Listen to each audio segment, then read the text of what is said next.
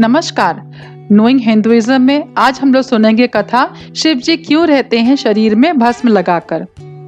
शिव पुराण में एक कहानी है। जब पार्वती ने भगवान शिव से पूछा कि उनका दिव्य शरीर राख में क्यों लिपटा हुआ है, तब भगवान शिव ने एक कहानी सुनाई। ऋषि भृगु के वंशज एक ब्राह्मण ने एक बार तपस्या की। ऐसा करते समय उन्हें चिलचिलाती गर्मी या कड़ाके की सर्दी, बरसात जैसे मौसमी बदलावों से कोई भी परेशानी नहीं हुई, क्योंकि उन्होंने अपनी आंतरिक शक्तियों पर ध्यान केंद्रित किया था। भूख लगने पर वह जानवरों जैसे हिरण, शेर, भालू और सियार से अनुरोध करके फल लाने के लिए कहते थे। समय बीतता गया और फिर उन्होंने फल खाना भी छोड़ दिया और केवल पत्तों पर ही जीवित रहे। इस तरह पत्तों पर जीने को परना कहा जाता है, इसलिए वह परनाडा कहलाए। एक दिन परनाडा एक नुकीले से वस्तु से कुछ घास काटने में व्यस्त थे। अचानक उनकी मध्यम उंगली कट गई। तब वह जानकर चकित हुए कि घायल होने पर भी उनको कोई खून नहीं बहा, बल्कि उसकी जगह एक रस जैसा तरल पदार्थ जैसे कि पौधे से निकलता है वो निकल आया।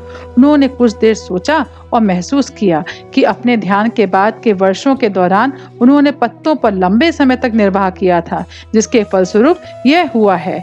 उनको अपने ऊपर गर्व महसूस हुआ। तब यह देखकर शिवजी एक ब्राह्मण के रूप में परनाडा के पास पहुंचे और पूछा, तुम इतने खुश क्यों हो? क्या तुम नहीं देखते? परनाडा ने उत्तर दिया, मेरी तपस्या इतनी सफल हुई है कि मेरी लहू भी रस के समान हो गया है।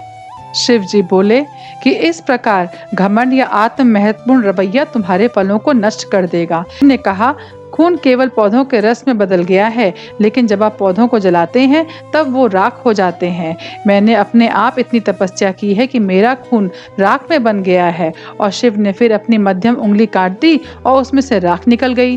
परनाडा प्रभावित हुए। तब उन्हें महसूस हुआ कि ऐसा कुछ भी नहीं था जिसमें वो गर्व कर सकते थे। यहाँ उनसे बड़ा सन्यासी था। उसने शिव से पूछा कि वह कौन है। तब शिव ने अपने सच्चे स्वरूप का दर्शन दिया। उस दिन से लेकर आज तक शिव जी के तन पर हमेशा ही राख पड़ी रहती है। अगर आपको यह कथा पसंद आई हो तो जरूर सब्सक्राइब करिएगा। Thank you.